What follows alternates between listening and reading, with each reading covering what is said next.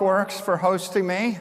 And thank you to everybody in the audience today for being here. I appreciate it. I've followed the program for the past few days. It's been extraordinary. And I'm happy to have the opportunity to present in front of you today. Could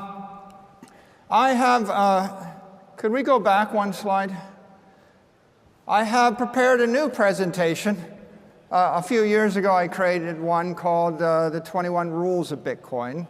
This one's the 21 Truths of Bitcoin. And preparing for this, I asked myself, what is true today in the year 2025? And perhaps what are the truths that the mainstream world, the mainstream media, traditional investors, politicians, people that are just getting familiar with Bitcoin, with digital assets, what is it they don't know that seems very, very clear to me that I want to share? And so I've gathered my favorite 21 truths of Bitcoin today, and I'm going to start with the first. Bitcoin's an ideology. Freedom versus slavery, innovation versus stagnation, sovereignty versus dependency, property versus poverty. It's a very powerful ideology. It's spreading the entire world, and there would be no Bitcoin without the ideology. It's capitalism versus socialism. It's the individual versus the collective. It pops up throughout human history. We see these themes for the last thousands and thousands of years. You see these themes in the writings of the Austrian economists. You see these themes in the writings of Voltaire and the intellectuals of the 19th, the 18th, the 17th century. You even see these themes in the Constitution of the United States. The Founding Fathers had this ideology. And you'll see it echoing throughout Bitcoin. The second truth of Bitcoin is protocol.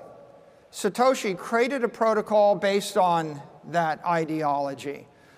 The 21 million coins, the block sizes, the 10-minute centers, the SHA-256 hashing. It was an integrated protocol. It's not the only way you could have done it, you know. You could have base 10 math, but you could have base 2 math. You could have English as a protocol, but there's also French as a protocol. Bitcoin's a protocol for prosperity. It's a protocol for economic success, economic empowerment.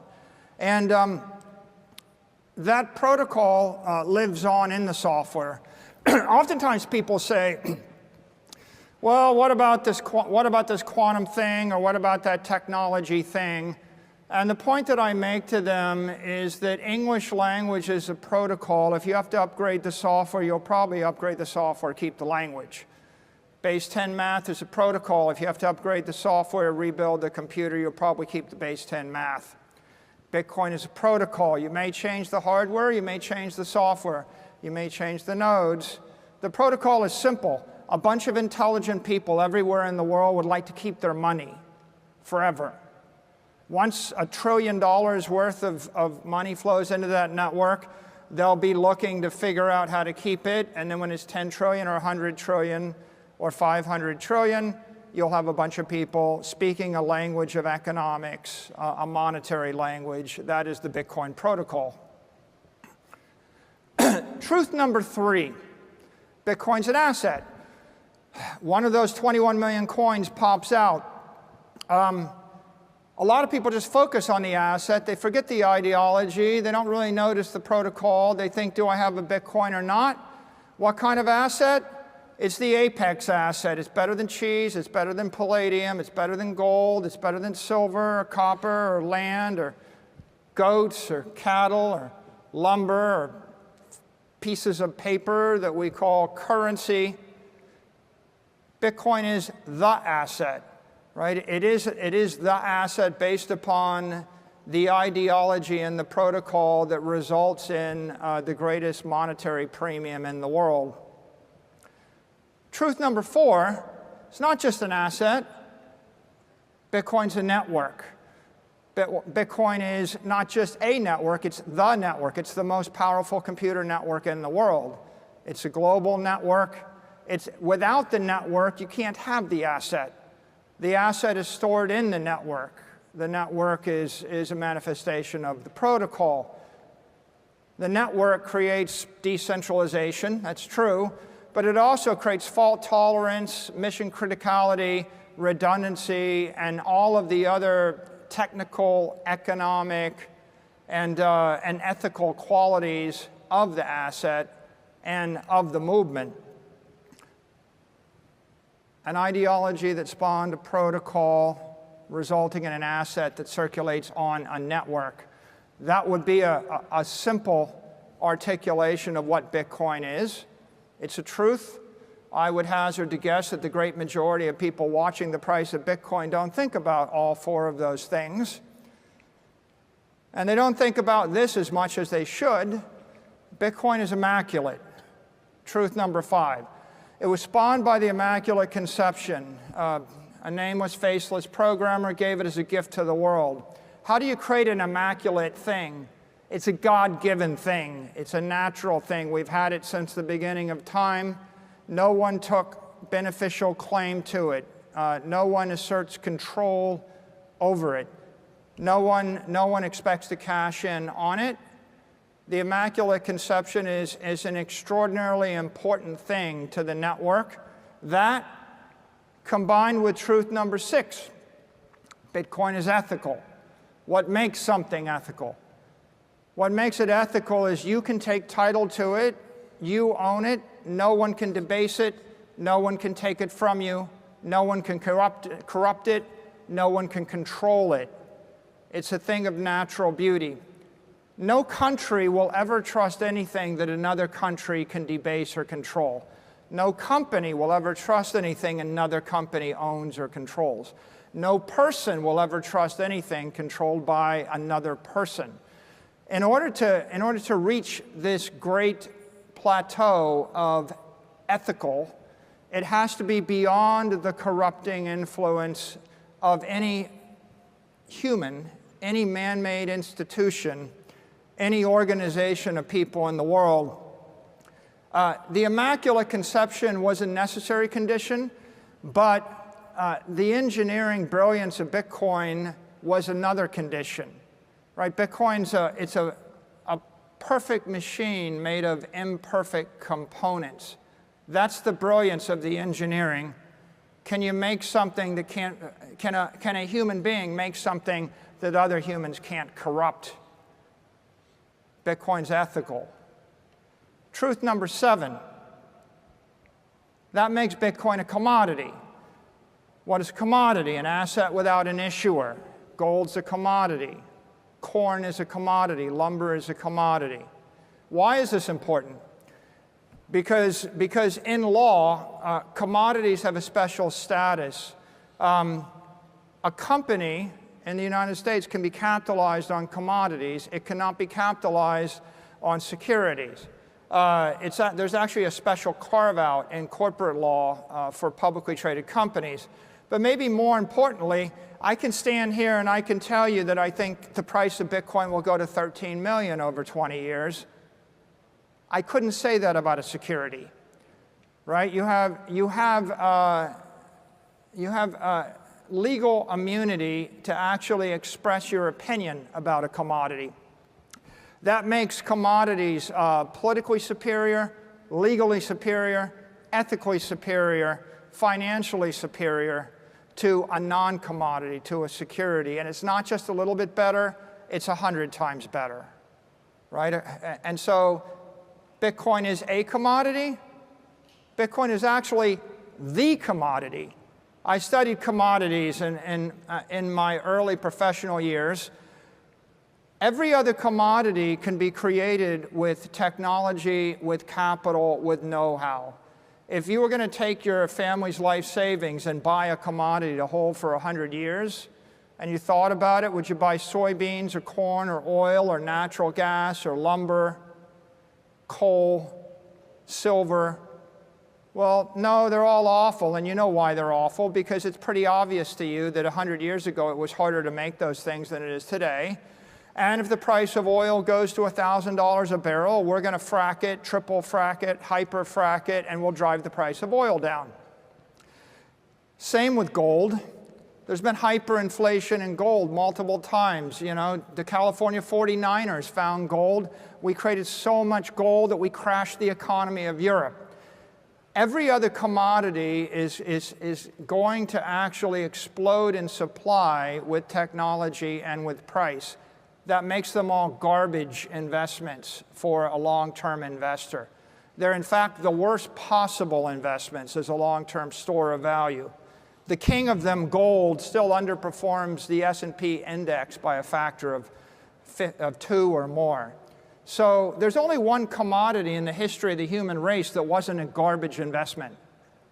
The one commodity is Bitcoin, right? A digital commodity.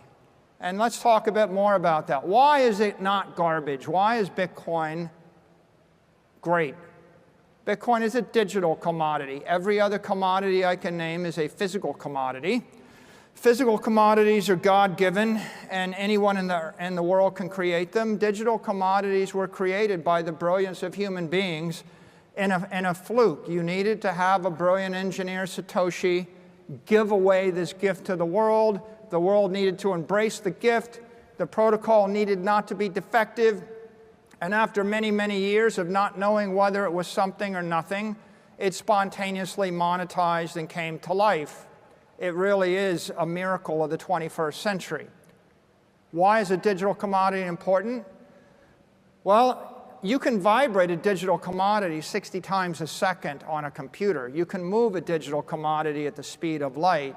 The AIs can decompose and recompose a digital commodity millions of times an hour, simultaneously moving it and distributing it all around the world at the speed of a computer. Can't do that with palladium. Can't do that with gold. There's no way Apple Computer's ever going to ship an upgrade that has multi-factor authentication on a physical commodity. It needs to be a digital commodity, and that's what makes Bitcoin special. Not only is it a digital commodity, it is the digital commodity. The most profound thing that happened is 2 weeks ago, the president signed into law via the executive order, Strategic Bitcoin Reserve. David Sachs said, Bitcoin is an asset without an issuer, spawned via an immaculate conception. It is decentralized. We recognize it as a store of value. It is our digital gold. You have the most powerful person in the world and members of the cabinet that are saying that it's the policy of the United States government that Bitcoin is the one digital commodity in the world. That's going to ripple. And, you know, I can create a digital commodity, theoretically, an asset without an issue, and I can give it a protocol that inflates it 5% every year. I could create any kind of inflationary monetary protocol. For example, corn and oil are commodities. No one doubts the fact they're commodities, but they're not scarcity. They're not capped. Bitcoin wasn't just a brilliant creation of a digital commodity. Bitcoin was brilliant because Satoshi capped the supply at 21 million. If I give you an inflation rate of 2% and the supply of gold, the economic half-life of your wealth is 36 years. When I give you an inflation rate of 0% in your digital gold, the half-life of your economic wealth is infinite. It is forever. The difference between 2% inflation and 0% inflation is you're dead in 36 years with 2% inflation, and you live forever with 0% inflation. Next time someone tells you that it's just a little bit of inflation and the 2% doesn't matter, I just want you to think about that, the half-life of 36 years versus the half-life of 1 billion years. And of course, with that observation, it stands to reason. The next truth is Bitcoin truly is digital gold. Gold, what does it represent? Gold represents money and wealth in the human race for 10,000 years. It represents prosperity. It represents the king commodity. It represents the most ethical, virtuous, technically sound money. And the vast majority of the people in the world, they're not invested in digital assets. They're not invested in Bitcoin. They don't even know what we're doing here. You're probably, you know, if you lined up 100 people on the street, you know, to say that you're the top 1% is probably an understatement. You're at least ahead of 99%.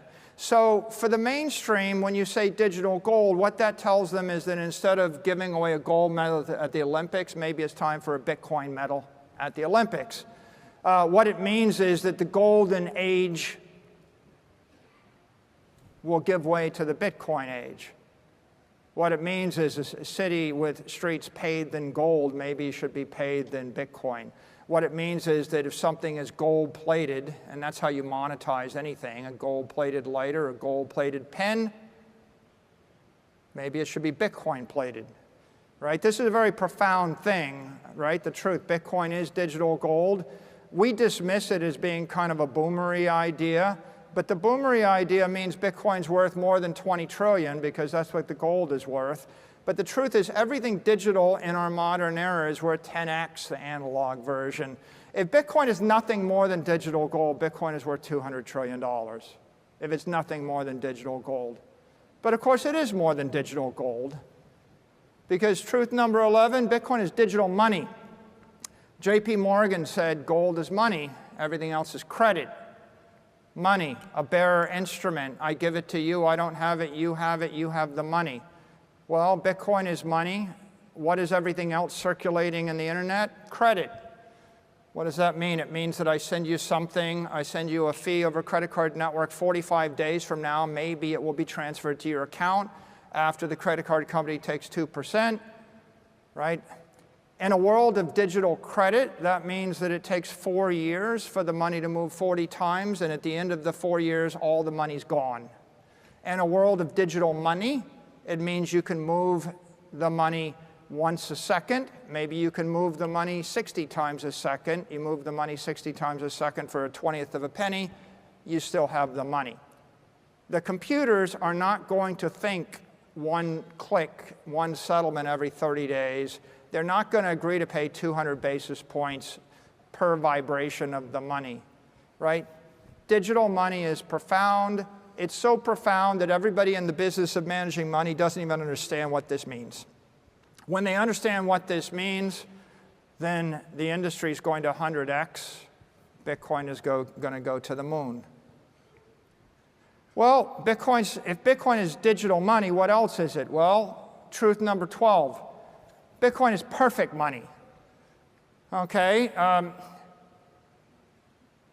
What is perfect money? If you read the writings of the Austrian economists, von Mises and Hayek, they write about money, but they couldn't conceive of perfect money. Voltaire, Aristotle, Plato, they couldn't conceive of perfect money.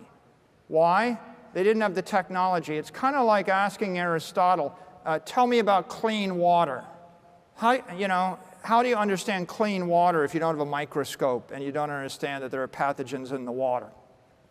Nobody understood perfect money until Satoshi gave it to us, and that's because it was impossible to create perfect money before modern semiconductors, modern internet, modern cryptography.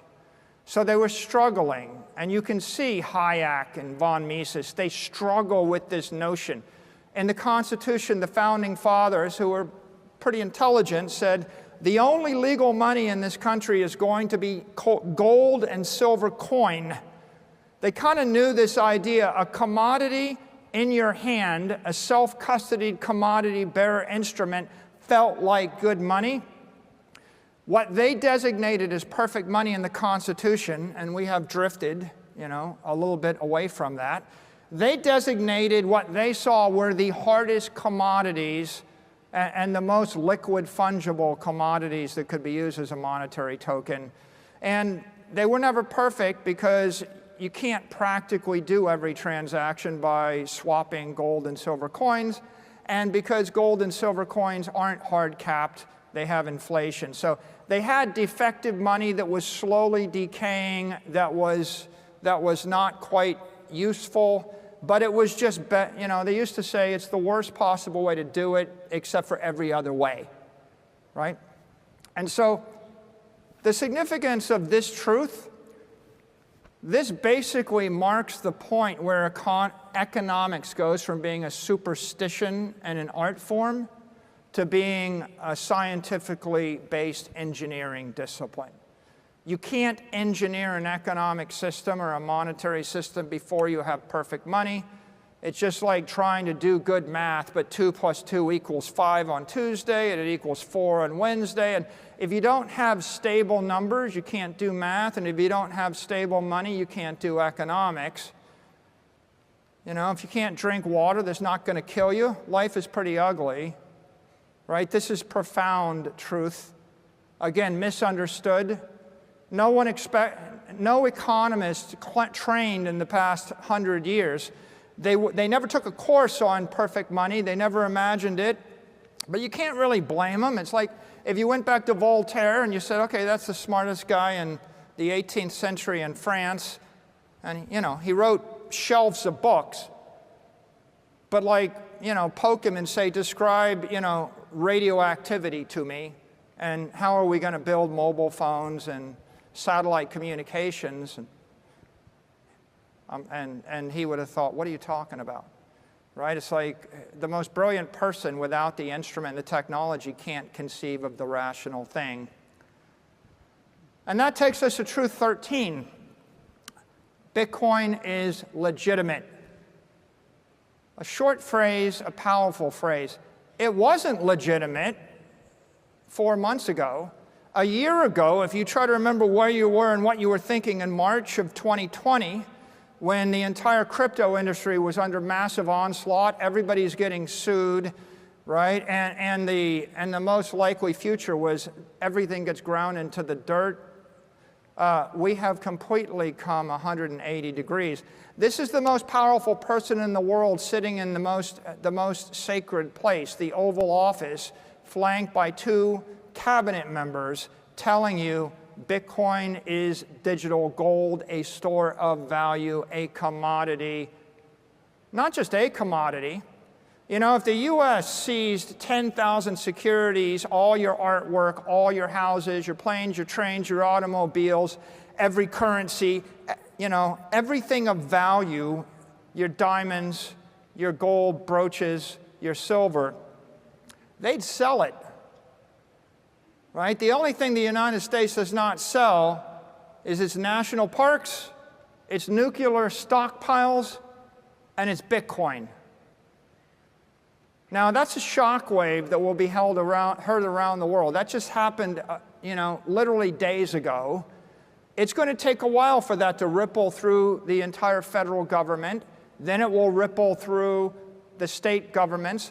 Then it will ripple through the banking system, the insurance system, the credit rating agencies. Then it will ripple to all the banks in Mexico and El Salvador and Argentina and then Europe. It's rippling through the banks in Hong Kong and China and Japan and Abu Dhabi and Europe. How long will it take? Well, you know, how long does it take for a profound good idea to move its way through layers and layers of bureaucracy? It'll take a while, but the innovators will actually grab this, and those that need the money, that want the money, will reach for and embrace the money, and they will be enriched by it, and there will be others that will resist it. But that entire shockwave, right, that explosion in legitimacy, that happened just a few weeks ago, happened on a Thursday night in the White House. And that's profound. We are legitimate. And as I've said before, if Bitcoin's not going to 0, it's going to 1 million. Right? It's either nothing or it's something. And if it's something, then it's going up. And truth 14, Bitcoin is corporate.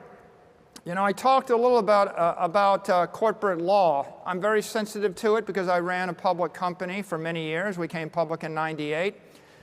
Every public company in the world is capitalized on one of 2 things. You're either going to capitalize on short-dated treasuries or sovereign debt, in essence currency, or you're going to capitalize on a commodity. Well, it turns out that every commodity other than Bitcoin underperforms the S&P index. It doesn't beat the cost of capital. So capitalizing upon silver or gold or palladium or oil makes no sense. There is one commodity that you can put 100% of a corporate balance sheet in. And that one commodity is a digital commodity, and that digital commodity is called Bitcoin. And so what does it mean? It means that for the first time in 100 years, companies can recapitalize, and they are recapitalizing. And what does that mean? That means a company starts by sweeping a little bit of excess cash, and then cash flows, and then it sells some equity, and then it issues some debt, and then another company follows, and another company follows. Right now, there's about 80 companies that are starting to buy Bitcoin, and there's probably 80 ETFs. We're going to see another one every week and another one every week, and pretty soon there'll be hundreds. And those hundreds become the gateways for hundreds of trillions of dollars of equity capital and fixed income capital to migrate into the entire digital assets economy. And you can see it right in front of your face. You see a company like Metaplanet goes from one hotel being worth a few $1 million to being worth $1 billion in 12 months. Where does it stop? It's not going to stop, right? If you're legitimate, you're corporate, right? You're going to see a transformation of mainstream organizations. The 15th truth, Bitcoin is global. Everywhere in the world I go, I meet someone, and they say, well, thanks, thanks because I bought a Bitcoin for my daughter, or I bought a Bitcoin for the family. We appreciate what you're doing. And you know what I say? I say thank you because I appreciate what you're doing. Bitcoin is global, Your Apple stock isn't. Your land isn't, right? The artwork that you hold isn't global, right? Bitcoin is a global asset. It means somebody in Nigeria buys it, and they're getting the benefit of entrepreneurs in Manhattan. And it means someone in Arkansas buys it, and they're actually in an economic relationship with somebody in Singapore, right? This is not a lowest common denominator thing. You own Arkansas real estate, no one's going to fish you out of that investment. You own Bitcoin, you bury it in your backyard in Arkansas, and you'll wake up in 30 years and find out that someone in Tokyo or London made you rich, right? This is the global asset. There isn't another asset that trades on Wall Street that is global in the way that Bitcoin is. And it's not just global, it's immortal. We're stretching in time and space. Show me an asset that stretches to every part of space that truly is global, Bitcoin. Now show me one that I can see into the next 100 years or 1,000 years. There's nothing else that you own that's going to last 100 years, right? Your warehouse will have to be redone. Your artwork will probably have to be restored, right? What company would you think is going to be around 200 years from now, right? The real beauty of Bitcoin is the elegance of the protocol is all you're doing is buying 1/21 millionth of all the money in the world forever, okay? When is that going to obsolesce? Like, when are you not going to want to own 1/21 millionth of all the money in the world forever, right? It's not like iPhone 99. It's not like, getting the next upgrade on the whatever gadget, right? Bitcoin is immortal because the idea is so timeless and so elegant, and the network is just virally going to spread. It's a life form. And if it's immortal, it means you can actually think 200 years in advance. No company expects to live more than 10, 20, 30 years. Everybody's short term. It takes me to truth number 17 is digital energy. A calorie is organic energy. A Satoshi is digital energy. If you want the AI, if you want to put life in cyberspace, if you want to bring an AI to life, you have to imbue it with digital energy. Then it comes to life. Then it thinks. Then it lives. Then it procreates. Maybe it lives forever. You can't. Anything that is funded with digital credit is just a shadow. It's a shade. It's a ghost. If you want something to be a true life form, you have to put real energy into it. I've said many times before, Bitcoin is a conservative asset. I give it to you. I don't have it. It implements conservation of energy in cyberspace, but the more important point is it's going to bring life to cyberspace. Truth 18, if it's digital energy, then Bitcoin's a digital energy network. How do you move energy from point A to point B? How do you vibrate energy, right? How do you do it in a rapid, at the speed of a computer rate? How do you bring the entire world into that relationship? You can't do it with a credit IOU, and certainly you're not shipping gold from New York to Tokyo in a second. Which takes us to truth number 19. If it's an energy network, Bitcoin is a digital economic system. How do you post $10 million for 5 minutes, with a company across the country and fetch it back? How do, vibration, how do I give it to someone, take it back in 18 seconds? How do I swap a capital asset for a currency asset? We see this in DeFi, right? I'm swapping Bitcoin for stablecoin for Bitcoin, but think more broadly, right? Think about a world of 1 billion robots talking to 1 billion AIs that are thinking at the speed of the computer, that want to actually transact millions and millions of times an hour in time and space. They're going to do it with a digital energy network. And that takes us to truth 20.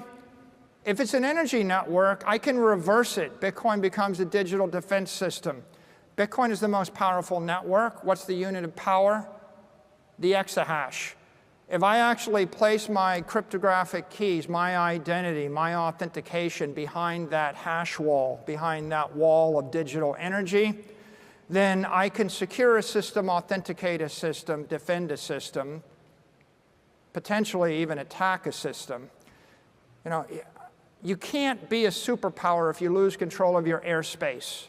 You can't be a superpower if you lose control of outer space. You can't be a superpower if you lose control of cyberspace.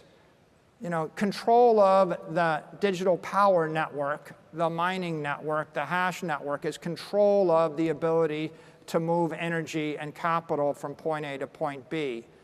Control the network, control your destiny. Lose control of the network, you lose the ability to engage in digital commerce.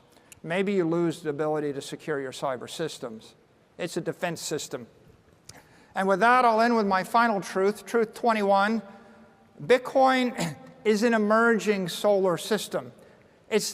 Everybody says it's a network, and then they go, yeah, I read something about Metcalfe's law. And Metcalfe's law is like knowing enough to hurt yourself. It's not a Metcalfean network. It's a Newtonian network. Bitcoin is an evolving network. Think a star system forming. There is matter, there is energy. It's the brightest thing in the financial universe. It's got a magnetic field. It is slurping energy, capital, into the magnetic field. There are objects in orbit. They're falling into orbit around it. All of you are in orbit around it to a certain extent. Every company, every country, every actor. It is getting more powerful. It will continue to get more powerful. It will continue to get brighter, right? A Metcalfean idea is like a little asteroid went past on the left and a white dwarf went past on the right, and they're both equal.